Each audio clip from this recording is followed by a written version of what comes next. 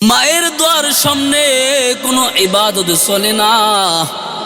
মায়ের অভিশাপের সামনে আপনি যত বড় বুজুর্গই হন না কেন, এটাও কোনো সময় টিকবে না। আল্লাহর এই বুজুর্গ এই যে ইবাদত করতেছে, মালিকের কাছ পর্যন্ত যায় না। আল্লাহর এই বুজুর্গ জুরাইস তো জানে না তার মা যে তারে এত বড় একটা অভিশাপ দিয়া দিল। আল্লাহর এই বুজুর্গ জানে না ওই এলাকায় কিছুদিন যাওয়ার পর একজন মহিলা, যার কোনো বিয়ে হয় নাই, তার সন্তান পেটে, একজন মহিলা তার কোনো বিয়ে হয় নাই, সন্তান পেটে। এলাকার সমস্ত লোক ওই বেশ্যা মহিলাকে জিজ্ঞাসা করতে লাগলো, তোমার কোনো বিয়ে হয় নাই, তোমার কোনো স্বামী নাই, তুমি সন্তান কোথায় পাইলা? আল্লাহর ওই বান্দি বলতেছে, বুজুর্গ হযরতে জুরাইজের। মানুষ তো আশ্চর্য হইয়া গেল। ওই বুজুর্গ জুরাইজকে আমরা ভালো ভালো রান্না কইরা খাওয়াই, তার কাছে আমরা যাইয়া দোয়া চাই, সে তো এমন কাজ করতে পারে না। কিন্তু ওই মহিলা এই কথার বলার উদ্দেশ্য হইল, ওই মহিলা একজন রাখালের সাথে জিনা করেছে। কিন্তু যখন এলাকার লোক ওই মহিলাকে জিজ্ঞাসা করতে লাগলো, ওই মহিলা ওই রাখালকে যাইয়া জিজ্ঞাসা করে যে, তুমি আমার সাথে জিনা করেছো, খারাপ কাজ করেছো, এখন এলাকার সমস্ত মানুষ আমাকে জিজ্ঞাসা করতেছে, আমি কি উত্তর দিব? আমি যদি উত্তর না দিতে পারি তারা তো আমাকে হত্যা করবে। ওই পূর্ব জামানার কিন্তু ঘটনা, ওই নবীর আগের যুগের কিন্তু ঘটনা। তখন এই সমস্ত কাজ করলে সঙ্গে সঙ্গে কিন্তু হত্যা করা হয়। তখন ওই রাখাল ওই মহিলাকে বলে,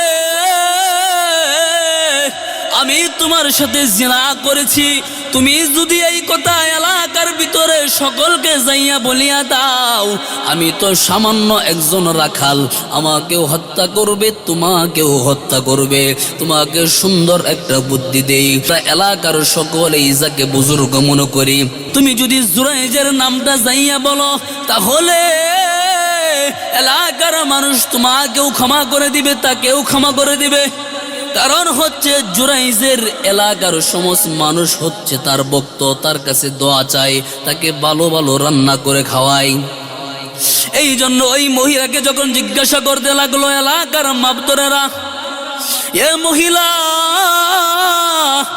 তুমি এর সন্তান কোথায় পাইলা, সন্তান কোথায় পাইলা? তখন এই মহিলা বলে, তোমরা যাকে বুজুর্গ মনে করো, ওই যে জুরাইজ আল্লাহর ওলি, সে আমার সাথে জিনা করেছে। এলাকার মানুষ খুব ক্ষিপ্ত হইয়া ওই জুরাইজের খানকাটা ভেঙে চুরমার করে দিয়ে ওই জুরাইজকে তারা ধরে নিয়ে আসলো বিচার করার জন্য। দেখেন কেমন মহিলা, একজন রাখালের সাথে জিনা করে একজন বুজুর্গ আল্লাহর ওলিকে ফাঁসিয়ে দিচ্ছে যে ওই আল্লাহর বুজুর্গ আমার সাথে জিনা করছে। কি ভাই, জিনা করছে নাকি মার অভিশাপ? কি মার অভিশাপ? আল্লাহর পয়গম্বরের জামানায় একজন সাহাবী আল্লাহ পয়গম্বরকে আয়েশা জিজ্ঞাসা করে, ইয়া রাসূলুল্লাহ, ইয়া হাবিবাল্লাহ, আমি জিনা করতে চাই, আপনি আমাকে অনুমতি দিন। আল্লাহর পয়গম্বর যদি অনুমতি দেয় তাহলে তো এটা তো একবারে ফরজ হয়ে যাবে নাকি? আর যদি অনুমতি না দেয় তাহলে হারাম। তাহলে আল্লাহর পয়গম্বর বলতেছে, হে আমার সাহাবী, আমি তোমাকে 3টা প্রশ্ন করব, যদি তুমি 3টা প্রশ্নের উত্তর দিতে পারো তাহলে তোমাকে আমি অনুমতি দিব। আল্লাহর ওই বান্দা বলে, হে পয়গম্বর, ঠিক আছে, আমাকে আপনি প্রশ্ন করুন।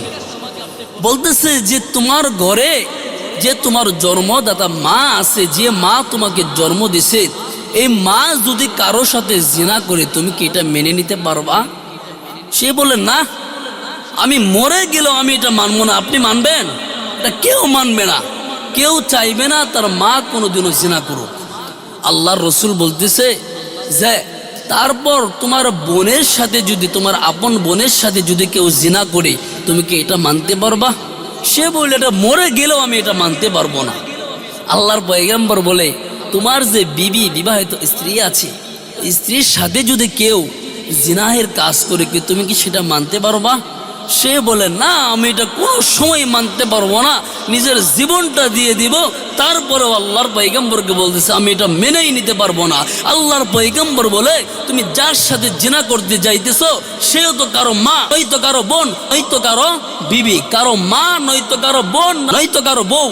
কিন্তু তুমি একটু চিন্তা করো, তাহলে তুমি কার সাথে জিনা করবা? এই কথাটা বলার সঙ্গে সঙ্গে ওই বান্দা আল্লাহর রসুলের পায়ে বলল, আল্লাহ হে পয়গম্বর, আমার ভুল হয়ে গিয়েছে।